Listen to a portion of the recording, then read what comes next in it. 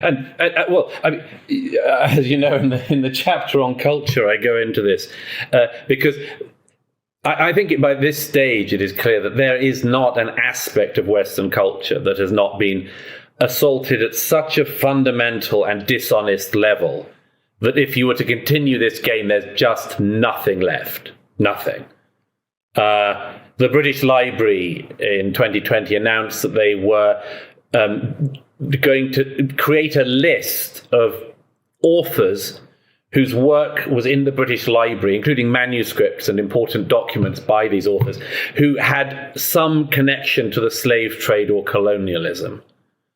And they produced this sort of blacklist of authors, including the late poet laureate Ted Hughes, who died in 1998, who was born in considerable poverty in Yorkshire in the 1930s, who had nothing to do with the British Empire. And the British Library claimed that one of his ancestors in the 17th century had benefited from the slave trade. I mean, this isn't even the sins of the father debate anymore. This is the sins of the ancestor 4 centuries earlier debate. And by the way, it turned out, among other things, that the British Library can't even get researchers these days, because the researchers turned out to have selected a person called Nicholas Ferrer, who actually was opposed to the slave trade and wasn't an ancestor of Ted Hughes. So they weirdly just decided to posthumously defame somebody. And this isn't at all uncommon. The Tate Gallery in London, I give an example, one that I might come on to, is particularly painful to me, but there's an example of one of the masterpieces they have in there. I don't know if you know the work, but it's a beautiful painting called The Resurrection Cookham by Stanley Spencer, one of the great mid-century British artists. And it's a huge, vast canvas, which the Tate is exceptionally lucky to have, painted in the 1930s, and it is a depiction of the physical resurrection of the dead at the Day of Judgment. And they're all coming out of their tombs in the graveyard of his local church in the village of Cookham.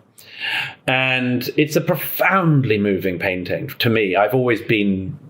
I used to occasionally in my lunchtime just go to sit in front of this canvas. Some of the dead coming out of the tombs are recognizably, apparently, neighbors of Spencer's from his village.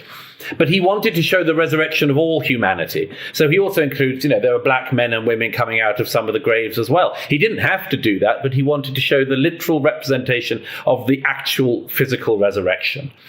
Well, the Tate now has a descriptor beside this sublime painting, saying that it is a racist painting, because whereas Stanley Spencer accurately depicts his neighbours from his village in England, the black people in the painting are generic black people copied from National Geographic magazine of the time. Well, Stanley Spencer didn't have any black neighbours, so what? So what? There weren't any black people in his village in the 1930s in England. And how dare these people, but they've done it now on everything. Well, they get to be morally superior. They get to be morally superior to a genius. They get to be morally superior to a genius, but what concerns me is that they pull down a sublime thing into their banal, monotone, utterly monomaniacal view of the world, which is that race is the only thing that matters. Let me give you one other example, if I may, because it's particularly painful to me. There's a wonderful painter, an artist I'm very fond of, called Rex Whistler. English artist from the early 20th century. Everybody adored him. He was clearly an exceptionally lovable human being and an exceptionally talented artist. And his first artwork was a mural for the Tate that he did in his early 20s, and he worked all around the clock for months and months on end to complete this mural called In Pursuit of Rare Meats. It's a fantasy, a beautiful fantasy landscape, and an Arcadian landscape. And it goes around all 4 walls of the gallery. And a couple of years ago, a group whose name was White Pube, only consisting of a couple of people, decided that this mural was racist. And they decided it because of 2 figures, one of whom was a Chinese figure they said was generic, and the other was because in one corner of the forest, in one of the bits of the restaurant, a tiny figure about 2 inches high, is a young black boy, clearly in distress, being pulled on a chain by a woman in a white frilly frock. Now, clearly, Rex Whistler, he always included sort of ugly things like this. There's a drowning child, drowning white child elsewhere in it. It's clearly et in Arcadia ego, you know? That's clearly what he's saying. He was always saying this. All of his work always included this. You know, there'd be a tomb, or he even painted himself in things as a lowly street sweeper, you know. And he had a wonderful sense of humor and a wonderful and dark sense of the macabre nature of all things, even in Arcadia. This was decided 2 years ago by the Tate to be a racist painting. And they have closed the room until further notice. They looked into whether or not they could actually remove, after 100 years, actually remove this from the walls of the gallery. And it seems that they can't because part of it's on plaster. So they've locked the room. And the reason I mind this, among many other reasons, is because they have posthumously declared Rex Whistler to be a racist. They said that he reflected the racist attitudes of his time. Rex Whistler died on his first day in action in Normandy in 1944. How dare these people do this? How dare they do it to everybody in our past, to all of our heroes, to all of our artistic heroes? How dare they say that the story of the West is purely a story of racism and xenophobia and colonialism and slavery?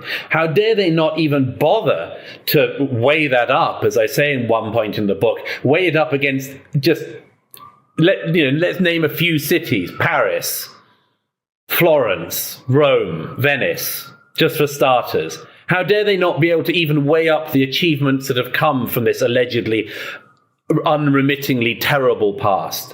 But worse than that, and the point I really wanted to make, Jordan, is what they are driving us to, and I feel it very, very strongly myself, is how dare you do this to our ancestors?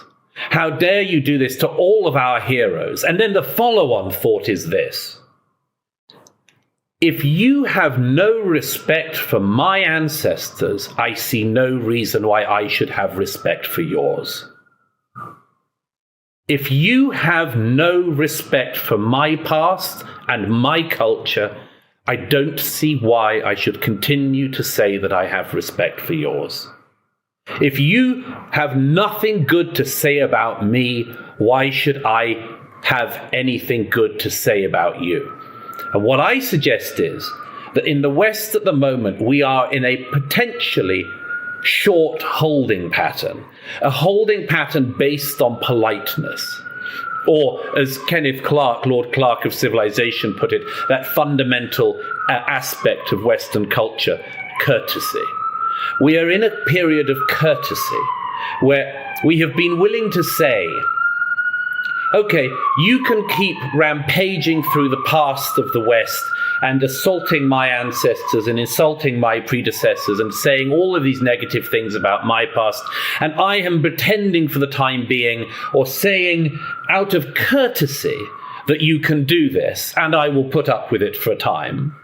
And I will even say, and there are these other ways of knowing, and so on. But there is a moment there where that absolutely stops. And as I say at the end of the book, as you know, Jordan, I say there's a very clear place where you can do that. The courtesy stops at a certain point, and it stops when you say, you know what? This politeness seems not to be working for us. So let's go for the impolite things. And the impolite things that can be said are legion. And nobody should want to go there. But that's where we're being led.